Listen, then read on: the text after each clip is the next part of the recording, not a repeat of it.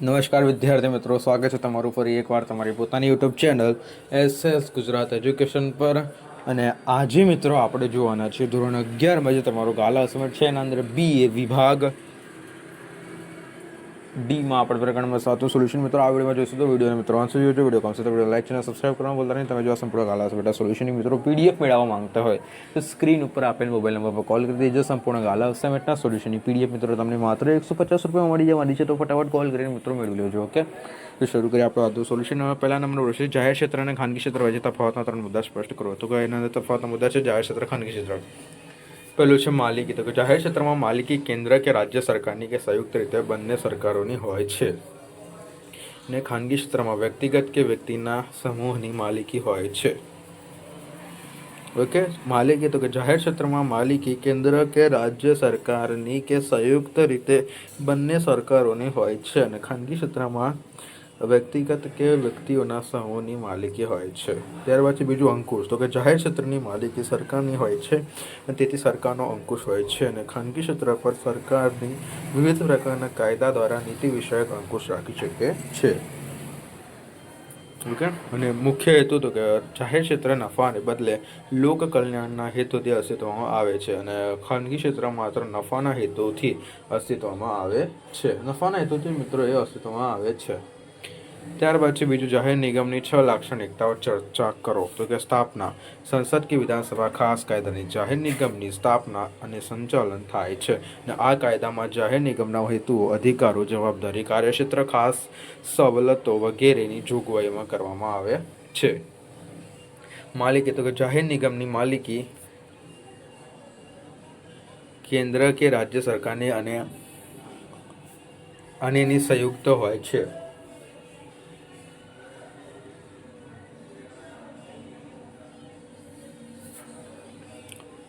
જાહેર નિગમની નાણાકીય જવાબદારી અને નફાની વહેંચણી સરકાર પાસે હોય છે. જો નુકસાન થાય તો સરકાર ભોગવે છે. ત્રીજું સરકાર દ્વારા મૂડી ભંડોળ. તો કે જાહેર નિગમની મૂડી સરકાર પૂરી પાડે છે અને જરૂર પડતા તે સરકાર કે જાહેર જનતા પાસે ઉછીના મૂડી મેળવી શકે છે.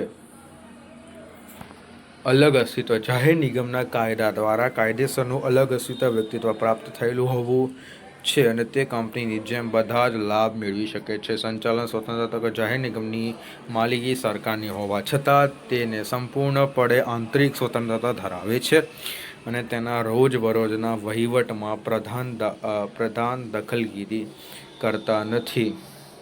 નિર્ણયો તો લેવા અને તેનો અમલ કરવામાં જાહેર નિગમના સ્વતંત્ર જાહેર નિગમના કર્મચારીઓ સરકારના કર્મચારીઓ ગણતા નથી અને તેથી તેમને સરકારી કર્મચારીઓના નિયમ લાગુ પડતા નથી. જાહેર નિગમના કર્મચારીઓની નોકરી નિયમો જોગવાઈ જે નિગમમાં કાયદા કરેલ હોય તે મુજબ કર્મચારીઓએ ફરજ બજાવવાની હોય છે. ખાતાકીય સંચાલન 6 લાક્ષણિકતાઓ ચર્ચા કરો. નાણાંની ફાળવણી. ખાતાકીય સંચાલનના ઉદ્યોગને જરૂરી ખર્ચ માટે નાણાંની ફાળવણી સરકાર અંદાજપત્ર દ્વારા થાય છે. તેમનો જરૂરી ખર્ચ તિજોરીમાં થાય છે અને તેની આવક સરકારી તિજોરીમાં જમા થાય છે. હિસાબોની જાળવણી. સરકારી ખાતામાં હિસાબોની જાળવણી જે તે વિભાગ કરે છે. તેનું ઓડિટ, નિયંત્રણ અને મહાલેખા પરીક્ષક CAG comptroller and auditor general. Okay, કર્મચારીઓની નિમણૂક. તો કે સરકારી ખાતામાં કર્મચારીઓની નોકરીની શરતો, ભરતી, પસંદગી વગેરે સરકારી કર્મચારીઓ જેવી જ હોય છે અને તેથી તેઓ સરકારી કર્મચારીઓ ગણાય છે. સરકારી સંચાલન અને અંકુશ. સરકારના અન્ય ખાતાની જેમ જ આવા જાહેર સાહસો પર જે તે ખાતાના પ્રધાનનો સીધો જ અંકુશ, દેખરેખ અને માર્ગદર્શન હોય છે. ઉત્તરદાયિત્વ. તો કે જે તે સરકારની ખાતાની કામગીરી જવાબદારી અને તે ખાતાના પ્રધાનની હોય છે અને ખાતાનો પ્રધાન સંસદ કે વિધાનસભાને જવાબદાર હોય છે.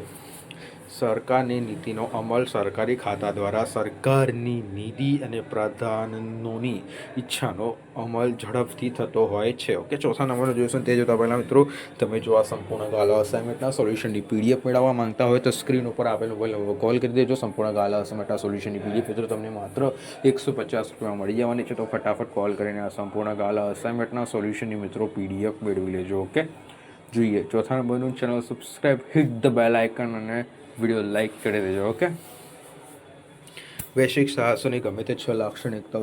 વૈશ્વિક સાહસો છે તો એની મિત્રો ગમે તે 6 લાક્ષણિકતાઓ જણાવવાની છે ને ચર્ચા કરો. તો કે વ્યવસાયિક સાહસ લાક્ષણિકતાઓ કે એક કરતાં વધુ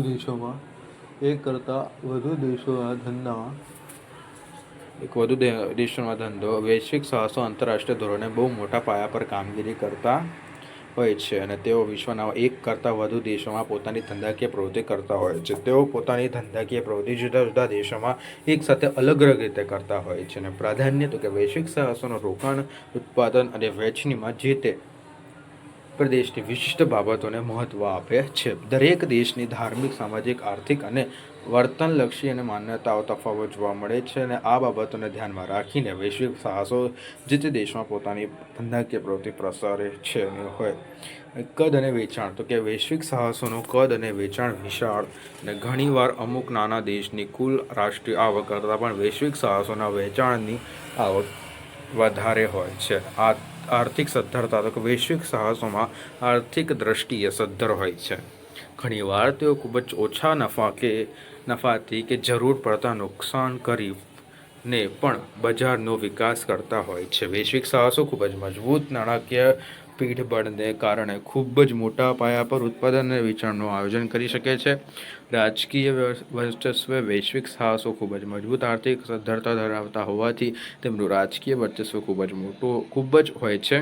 ઘણીવાર તો તેઓ પોતાની અનુકૂળ હોય તેવી આર્થિક નીતિ જે તે દેશના રાજકીય નેતાઓ દ્વારા અપનાવવાની ગોઠવણી કરી શકે છે. વફાદારી તો કે વૈશ્વિક સાહસો વિશ્વના અનેક દેશોની સાથે એક ધંધાકીય પ્રવૃત્તિ કરતા હોવા છતાં તેમનો ઘણીવાર જે તે દેશને વફાદાર રહેતા નથી, પરંતુ તેના મૂળભૂત દેશ તે પ્રત્યે વધુ વફાદાર દર્શાવે છે. જાહેર સાહસોની બદલાતી જતી ભૂમિકા આજના સંદર્ભમાં સમજાવતો કે ભારત દેશ આઝાદી થયા પછી એવી અપેક્ષા હતી કે જાહેર ક્ષેત્ર અર્થતંત્રના કેટલાક હેતુઓની સિદ્ધિ માટે મહત્વની ભૂમિકા ભજવશે. ભારત દેશ આઝાદ થયા પછી એવી અપેક્ષા હતી કે જાહેર ક્ષેત્ર અર્થતંત્રના કેટલાક હેતુઓની સિદ્ધિ માટે મહત્વની ભૂમિકા ભજવશે. અર્થતંત્રના વિકાસ માટે માળખાગત સુવિધાઓનું સર્જન અને ચાવીરૂપ ઉદ્યોગોનો વિકાસ જાહેર ક્ષેત્ર કરશે. અને ખાનગી ક્ષેત્રને જ્યાંથી અપેક્ષિત વળતર મળવાનું ન હોય ત્યાં તેઓ મોટા પ્રમાણમાં મૂડીરોકાણ કરવા તત્પર ન હતું. આથી સરકારે જાહેર ક્ષેત્રના વિકાસ દ્વારા માળખાકીય સુવિધાઓને સર્જવાની શરૂઆત કરી તેમજ અર્થતંત્રમાં જરૂરી માલસામાન અને સેવાઓનું જાહેર ક્ષેત્ર દ્વારા ઉત્પાદન શરૂ કર્યું. દેશની પંચવર્ષીય યોજના પણ જાહેર ક્ષેત્રમાં ખૂબ જ મહત્વનું આપવામાં આવ્યું છે. ભારતમાં 1991 પછી વર્ષોમાં આર્થિક નીતિના ખાનગીકરણ, ઉદારીકરણ અને વૈશ્વિકરણ અપનાવવામાં આવ્યું છે. પરિણામે જાહેર ક્ષેત્રની ભૂમિકા બદલાઈ ગઈ હતી. જાહેર ક્ષેત્ર ખાનગી કંપનીઓ સાથે હરીફાઈ કરવા લાગ્યું અને નફાને મહત્વ આપવામાં આવ્યું. સતત ખોટ કરી રહેલા જાહેર ક્ષેત્રમાં માળખાકીય ફેરફાર શરૂ થયા અને આવા કેટલાક જાહેર ક્ષેત્રો બંધ કરી દેવામાં આવ્યા અને અનેક જાહેર ક્ષેત્રની ઇક્વિટી મૂડીમાં જાહેર જનતાને ભાગ આપવામાં આવ્યો અથવા તેને ખાનગી ઉદ્યોગને વેચી દેવામાં આવ્યા. બિનકાર્યક્ષમ જાહેર ક્ષેત્રને વિવિધ સમિતિઓ રચી સરકારે કાર્યક્ષમ બનાવ્યા. 1950 થી 1990 સુધીનો સમયગાળો જાહેર ક્ષેત્ર માટે મહત્વપૂર્ણ છે. ઓકે મિત્રો, ત્યારબાદ 6 નંબરનો જોઈશું. Hit the bell icon, channel subscribe અને વિડીયો લાઈક. ઓકે મિત્રો, આગળ જોઈશું 6 નંબરનો. અને પીડીએફ માટે ભાઈ જે પણ વિદ્યાર્થી મિત્રો પીડીએફ મેળવવા માંગતા હોય તો સ્ક્રીન ઉપર આપેલ મોબાઈલ નંબર પર કોલ કરી દેજો. સંપૂર્ણ ગાલા અસાઇનમેન્ટના સોલ્યુશનની પીડીએફ તમને માત્ર મિત્રો 150 રૂપિયામાં મળી જવાની છે. તો ફટાફટ કોલ કરીને સંપૂર્ણ ગાલા અસાઇનમેન્ટના સોલ્યુશનની મિત્રો પીડીએફ મેળવી લેજો. ઓકે. ખાનગી સાહસ એક અર્થશાસ્ત્રનું સૌથી જૂનું સ્વરૂપ છે. તો ખાનગી સાહસ દ્વારા અર્થતંત્રની પ્રવૃત્તિ શરૂ થઈ હતી. અગાઉના સમયમાં ખાનગી સાહસો દ્વારા ધંધાકીય પ્રવૃત્તિ સંચાલિત થતી હતી. ખાનગી સાહસ હાલમાં પણ દેશના અર્થતંત્રમાં મહત્વનું સ્થાન ધરાવે છે. દેશની આર્થિક પ્રગતિ ખાનગી સાહસોની આભારી છે. તેમનો રાષ્ટ્રીય આવકમાં મહત્વનો હિસ્સો છે. ખાનગી સાહસોનું અસ્તિત્વ સદીઓથી ચાલતું આવ્યું છે. ઓકે મિત્રો, આથી આ વિડીયો કમ્પ્લીટ થાય છે. વિડીયો ગમે તો વિડીયો લાઈક, ચેનલ સબસ્ક્રાઈબ કરી દો અને પીડીએફ માટે કોલ કરી દેજો. મળીએ નેક્સ્ટ વિડીયો પ્રકરણ નંબર 9માં. Thank you for watching. Okay.